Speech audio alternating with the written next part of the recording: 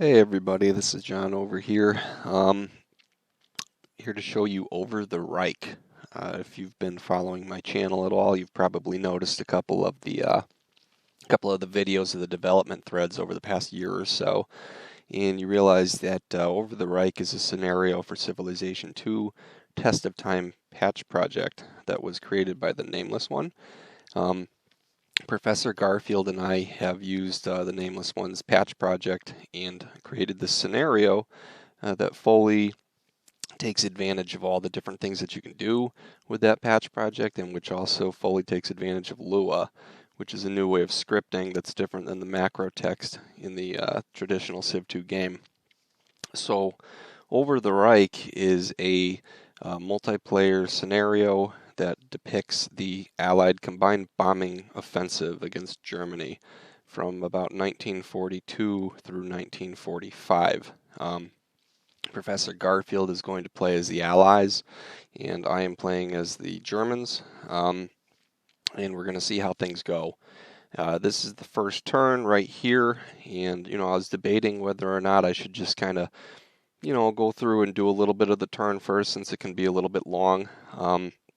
But then I thought there might be people out there that have never played this game at all that might be interested. So I'm just going to go ahead and play the whole first turn and kind of give you a little bit of commentary about some of the new features and some of my thought process. Garfield's turns are also going to be posted on the Scenario League forums over at civfanatics.com.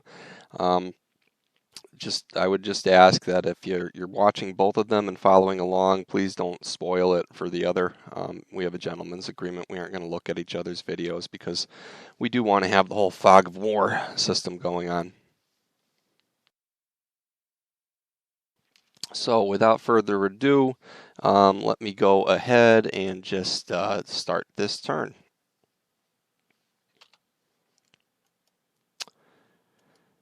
So first thing I have to do in Civ2 is figure out what my research path is going to be, and the Germans start with quite a big fuel issue. We have renamed money fuel in this scenario, and it takes fuel to launch any kind of aircraft attack and also just to keep industry running. So we have a little bit of natural fuel production that the Allies are going to try to destroy. So I'm going to invest in fuel production too, and really try to build that up. Right off the bat, we see that Cologne has been bombed. This scenario starts with Operation Millennial, the 1,000 bomber raid over Cologne in 1942. So let's take a peek, see what the damage is. Quite extensive. You can see that this is how a city normally looks, and this is how it looks after the Allied bombers are here. So these little red faces here are upset people, and these little wounded people here are upset too. So I need to turn them all into nurses, my specialists, to get the happy folks here. And I'm also going to have to, right off the bat, invest in civilian population to kind of rebuild the housing right there. So let's hit close. There's really not a good way to control how many people there are, so just bear with us there. This scenario is dedicated to my daughter. We just would like to thank everybody who helped us to create the scenario, the Nameless One for creating the whole patch project, Nighttime and Grishnak, who are both Lua coders that have helped out, Fairline and Tanalorn, who made pretty much every unit art in here and most unit art for every scenario that's come out in the past 20 years. And then Civinator and McMonkey for just really enjoying the process, being helpful with the development, and also doing some play tests. So it kind of goes through a couple different things. Just kind of sets the stage here. I'm not going to read them all, but basically it's 1942.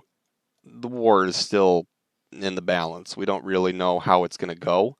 And the Americans have just showed up in Europe.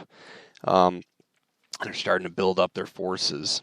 So this reinforcements tab right here, the way that this game works is the Allies eventually have to invade Germany. I mean, that's pretty simple enough. But we don't want to have it scripted so it happens on a particular turn.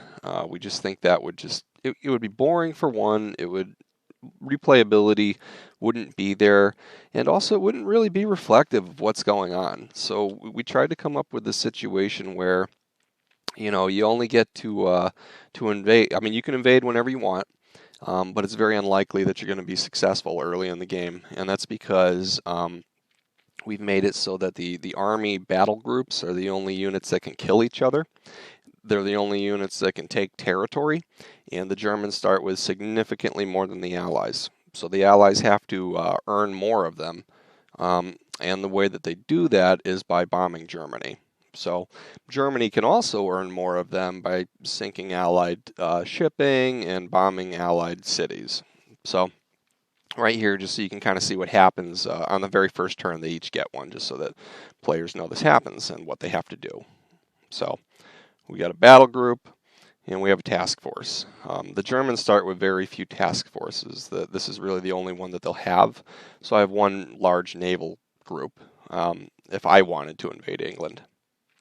So it's kind of balanced that I have more ground forces at the start of the scenario, and Professor Garfield and the Allies have more naval forces. So it would be very unlikely that I could get my ground forces across the channel, you know, so long as he's accounting for that in his strategy. So, anyways, I just kind of want to go through some things.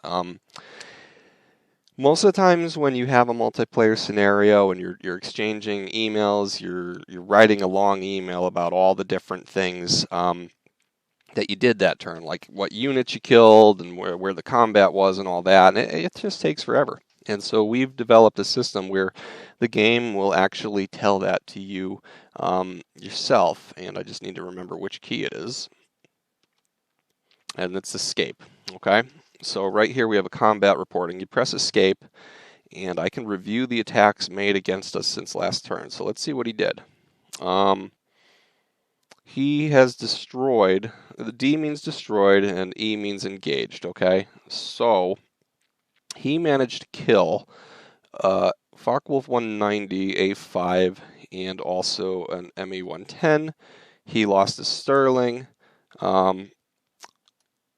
He also destroyed 4 of my urban centers, okay? So that's pretty significant. And he attacked a gun battery. He also destroyed a wolf pack. And then I can also go into like see reports by region. So let's take a look here. So in the North Atlantic approach, I've lost 1 unit. In Brittany, I lost 1, and then like the Ruhr, I lost 4. So you can go here, and it'll really lay down exactly where we lost things. Okay, so I'm going to close this report for now. The next thing I'm going to do is I'm going to select one of these radar units. I'm going to hit backspace while I have them, and I'm going to activate all of them at once. And it's going to tell me what the radar stations have found. So there are 3 different places where I have aircraft detected. So let's go see if we can find those. I'm going to guess they're going to be at high altitude.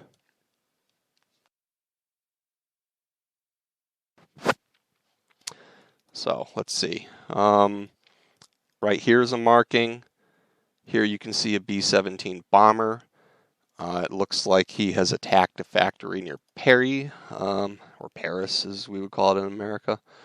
And then at night, he also has launched, I guess, intruder attacks. You know, I don't think this, yeah. So he's launched this. He has a little bit of an attack going here. Obviously, he has the Ruhr going on. So, and then let's see if I can see what happened in the North Atlantic. I can't exactly, but I know that there was something here, and I could look it up by the region tile. I'm just not going to bother right now. I have a feeling it was a Sunderland, and I have that feeling because I created this scenario, and that's the only thing that could attack it. Next thing's next. Let's just look at this. So these are 88 millimeter flak batteries, right? You'll notice that some of them are fortified. They have this little F right here, and they also have, you know, these little sandbags. We've done this as a design choice to, again, try to limit the amount of turns that happen. This one's fortified, this one isn't. All of them start the turn fortified unless there's something they could actually shoot against. So if I click this, it tells me there's a night raid in progress, so I know that I want to use the button that will launch an attack against that night raid. In this case, it's backspace. I press this. I'm not entirely certain where this thing is, so I might actually just use my aircraft just to see if I can find it. There we are. So I'd rather weaken the bombers with my artillery if I can. So there's one shot. The artillery can be pretty weak, but if it actually does hit, it has a pretty good chance of hurting it. Like there, that damaged it pretty good. I'm just going to go ahead and just find my other flak batteries and start with that. Now I know that it's only going to detect things within 2 turns, so I'm going to, or 2 tiles. So I'm going to guess it has to either be here, here, here, or here. So let's just go ahead and there we are.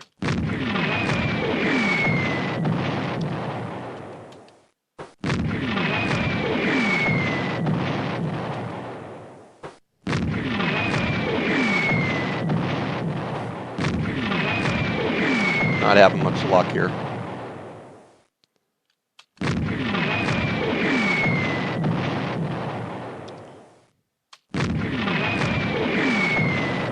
There I got lucky.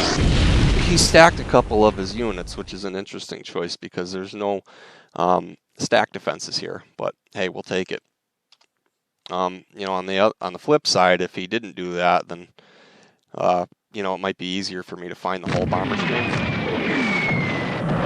And then you can see sometimes when the unit attacks and is successful, it has a chance to become an ace. So doing pretty good with the flak, I would say. You know, this unit, I don't know if it's a veteran. This one probably is, but this one's also weaker, so. All right, that worked out. So, I mean, with those kind of attacks, have been pretty successful. Now I'm going to see, you see it, I kind of start it in this scenario so you don't have too much room. You can only attack certain, or too much range rather. I'm going to have these 110s attack these aircraft as best they can. Get a little bit of a text box that comes up. So the Luftwaffe, I'm not going to read it all to you, but basically they have an opportunity to earn special Expertin units. They're really good aces, and the way that they do that is by shooting down aircraft. So let's keep going. All right. Here I'm going to target always the units that have a stack. So I don't think I have anything that can reach that other bomber, and that's okay. The question here is, do I attack these things or not? You know, he has these intruders that can really damage my aircraft. But if I just redeploy these to a city like Delene or I think, what's another one? Well, I guess it's going to be Delene that has the type of anti-aircraft defenses that can kind of work out. The problem, though, is that I have things like St. Trond and other airfields that are pretty exposed, and they have units that can't move. So he might actually have a chance to wipe out more than just one, because he's going to try to attack these things on the very first turn. So you know what? I have 2 aircraft that can go after him.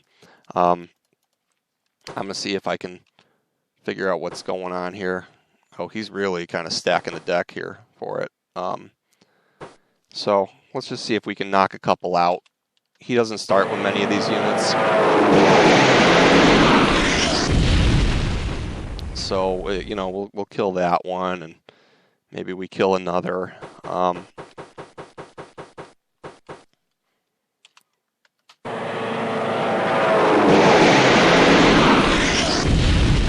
So he has a couple that are going to die right there. And then I'll put these guys over here just to deal with that, essentially. Okay, so now I've pretty much taken care of all of the different things that I can do. I'm just going to save real quick just so that, if it crashes or something, it usually doesn't, but if it does, we'll be safe.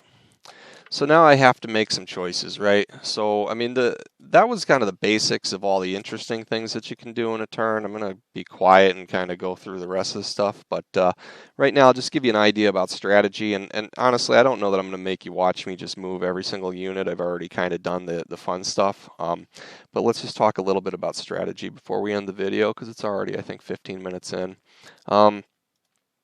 So, basically, I have this situation where I have to make choices, right? Because I have a whole lot of the world that I need to defend against him, and he can attack anywhere. But the most likely place that he's going to attack for at least a little while is going to be at night, and you're going to see that the most likely path I would think for his bombers to take would actually be through France and then skirting along Switzerland, and you can't enter it. These little white flags prevent you from doing that. And then I think he's going to attack these cities and also the Ruhr. That is path one that is most likely for him, and the second path that's most likely for him is that he takes an approach over the North Sea outside of my radar range and then either descends on the Ruhr or descends on Bremen and Hamburg and all that. So those are the places where I think his attacks are most likely to come. And so I need to, basically have a wheel or a hub and spoke method for my defenses. I'm going to put a lot of forces at night in Ostheim and Metz because they can respond to attacks in the Ruhr and also here. And I'm also going to stack up with Jever and probably either Westerland or Eggebek because those can defend these. And then finally, I'll maintain some presence over here. At night, I don't need anything in France because there's nothing that he can attack in France at night that helps him. If he attacks his civilian population in France, he actually loses points. There's reasons why he might want to do that because it makes the cities less effective, but I'm betting that he's going to try to maximize his points and he's largely going to leave these untouched. So, for all intents and purposes, I just need to find his aircraft basically when they cross over Brussels and Antwerp and track them. And so I have these bombers that I could use to attack England and try to slow them down, but I'm never going to be able to hurt them enough with these bombers that it's going to have an impact. So what I'm going to use these instead is as basically scouts, just to see if I can find his stuff. I know because it's the first turn that there's nothing here right now, but I'm going to move these things, like I'll do one right now. I'm going to start moving them into a position where they're going to be able to start just scouting every single turn and patrolling these areas. And I'm going to use the bombers to try to see if I can find his bomber stream. And then I'll route my fighters to them. Because the thing is, in this scenario, right now, as you saw over here with just 2 fighters and some flak, imagine if I had 4. If I can concentrate my forces, I can blow his forces out of the sky. Anytime that I can concentrate strength, I'm going to be in a good position. The way that he's going to beat me is by overwhelming me with numbers that are coming in different directions. But at night, at least, I know that I just need to cut off this approach right here and right here. And so the number one thing I'm going to do for right now is use bombers, but the second thing I'm going to do is I'm going to have Freiburg and Karlsruhe build radar stations because I don't have anything right now. Right now, all of my radar is along the coast, and I need radar installations over here so that I can pick up the approaches here as well and be prepared and be able to defend things timely. So that's my objective for night. Now for day, he's going to be building up the American strength, and they're going to be coming over. And he might take any approach, and he might attack anywhere. There are industrial targets in the west, like over here near Paris. This factory that he attacked last turn and did some damage. Those are all useful for him. So he might attack this at Tours. Tours, he might attack the one at Nantes. There's also these ports. There's a whole ton of different targets that are useful for him to hit, so I can't really concentrate my forces in Germany too much for that. Instead, I think by day what I'm actually going to do is almost just try to have little pockets of concentration.